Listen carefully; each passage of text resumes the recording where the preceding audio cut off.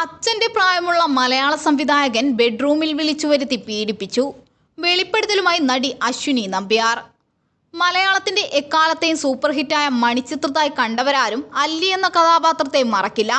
നടി അശ്വിനി നമ്പ്യാറായിരുന്നു അല്ലിയായി ചിത്രത്തിൽ തിളങ്ങിയത്. ഒട്ടേറെ മലയാള ചിത്രങ്ങളിലും അശ്വിനി വേഷമിട്ടിരുന്നു. മലയാളത്തിൽ ഇടവേളയെടുത്ത താരം ഇപ്പോൾ തെലുങ്ക്, തമിഴ് ചിത്രങ്ങളിൽ സജീവമാണ്.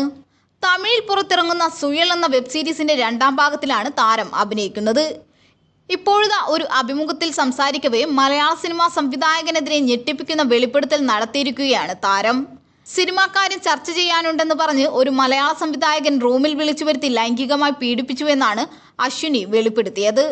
സിനിമയിൽ അഭിനയിച്ച് പരിചയം വെച്ചാണ് മുറിയിലേക്ക് ചെന്നതെന്നും അയാൾക്ക് അച്ഛന്റെ പ്രായമുണ്ടെന്നും അശ്വിനി പറയുന്നു. അശ്വിനിയുടെ വാക്കുകൾ ഇങ്ങനെയാണ്: മലയാള സിനിമാ സംവിധായകനിൽ നിന്ന് തനിക്കുണ്ടായ മോശം അനുഭവം ഞാൻ ഇതുവരെയും എവിടെയും പങ്കുവച്ചിട്ടില്ല. ഇതേക്കുറിച്ച് കഴിഞ്ഞ വർഷമാണ് ഒരു ടെലിവിഷൻ ഷോയിൽ സംസാരിച്ചത്. അതൊരു കാസ്റ്റിംഗ് കൗച്ച് എന്നൊന്നും എനിക്ക് പറയാൻ സാധിക്കില്ല. ആ സാഹചര്യത്തിൽ ഞാൻ അകപ്പെട്ടെന്ന് പറയുന്നതായിരിക്കും നല്ലത്.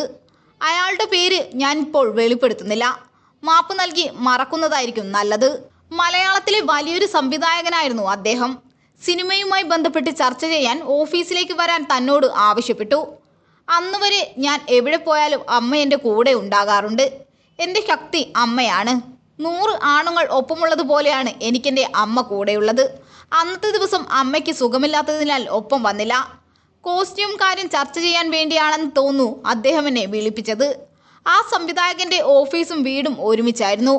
ഓഫീസിലിരുന്ന് ചർച്ച ചെയ്യുമെന്നാണ് ഞാൻ കരുതിയത്. ഒപ്പമുണ്ടായിരുന്ന ഹെയർ ഡ്രസ്സറായ സ്ത്രീയെ വിളിച്ചപ്പോൾ അവർക്ക് വരാൻ അസൗകര്യമുണ്ടെന്നും എന്നോട് ഒറ്റയ്ക്ക് പോകാനും പറഞ്ഞു. ഞാനന്ന് ഒരു ടീനേജർ ആയിരുന്നു.